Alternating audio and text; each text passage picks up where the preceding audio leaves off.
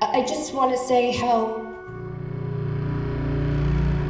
very sorry I am for... She should be locked up until she tells us what happened. The truth is that I want an answer just as bad as all of you. We're talking about 17 kids in one classroom. I want to know what happened in that classroom. Why just her classroom? Why only her? They're our children. I love those kids.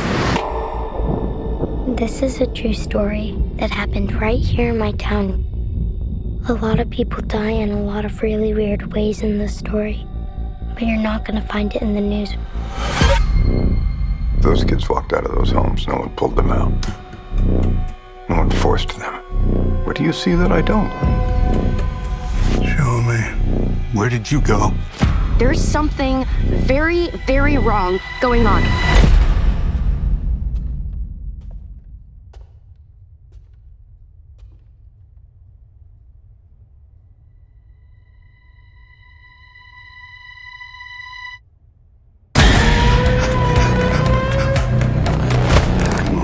What am I looking at? Leave the investigating to the investigators.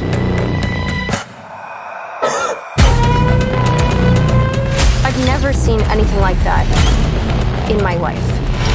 Are you watching? Are you watching?